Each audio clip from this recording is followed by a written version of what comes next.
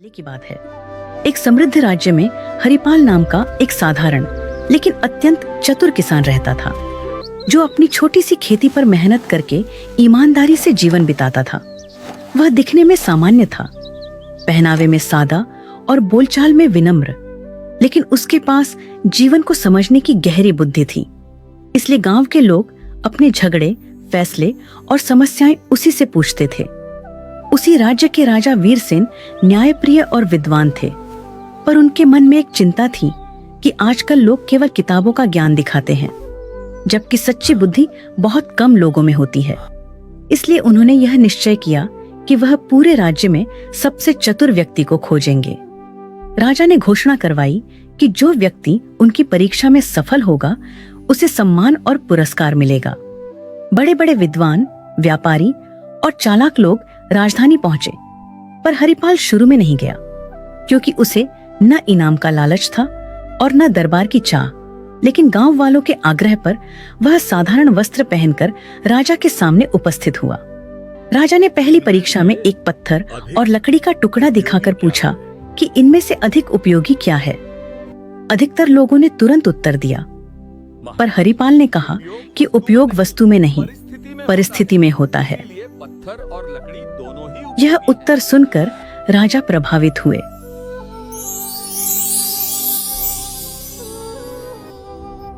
दूसरी परीक्षा में राजा ने पानी का घड़ा और सोने की थैली रखकर पूछा कि प्यासा मुसाफिर क्या चुनेगा।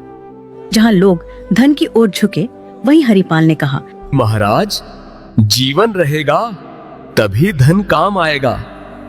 और राजा और प्रसन्न हो गए। अब तीसरी और सबसे कठिन परीक्षा आई।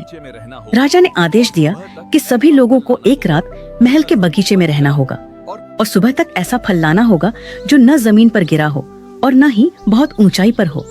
साथ ही किसी भी पहरेदार को नाराज नहीं करना होगा।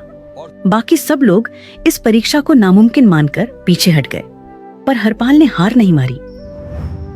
रात भर सोचने के बाद हरिपाल को समझ आया कि राजा ने यह नहीं कहा था कि फल केवल पेड़ से ही तोड़ा जाए, बल्कि यह कहा था कि फल न तो जमीन पर गिरा हो और न ही बहुत ऊंचाई पर हो।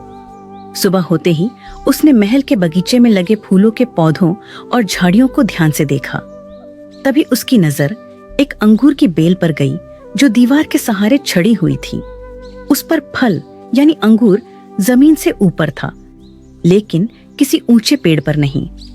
हरिपाल ने पहरेदारों से विनम्रता से पूछा कि क्या वह उस बेल के पास जा सकता है, क्योंकि वह राजा की आज्ञा का पालन कर रहा है।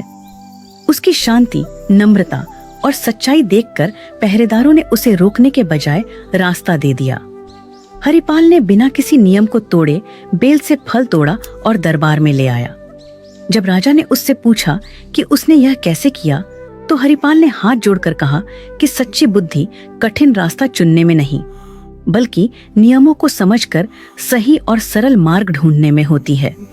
यह सुनकर राजा वीरसेन अत्यंत प्रसन्न हुए और उन्होंने घोषणा की कि हरिपाल ही सच्चा चतुर है, क्योंकि उसने ज्ञान, धैर्य और व्यवहार तीनों का संतुलन दिखाया है। राजा ने उसे सोने का पुरस्कार दिया, लेकिन हरिपाल ने उतना ही सोना लिया जितना गांव में कुआं बनवाने के लिए आवश्यक था, और बाकी लौटा दिया। यह देखकर राजा ने कहा कि जो बुद्धि दूसरों के भले के लिए काम आए, वही सबसे बड़ी बुद्धि होती है। हरिपाल सम्मान के साथ अपने गांव लौट आया और पहले की तरह सादगी से जीवन जीने लगा।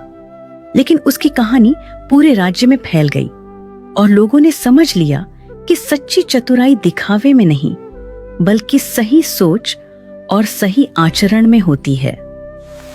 सीख: सच्ची बुद्धि वही है जो नियमों को समझे, अहंकार से दूर रहे और अपने साथ साथ दूसरों का भी भला करे।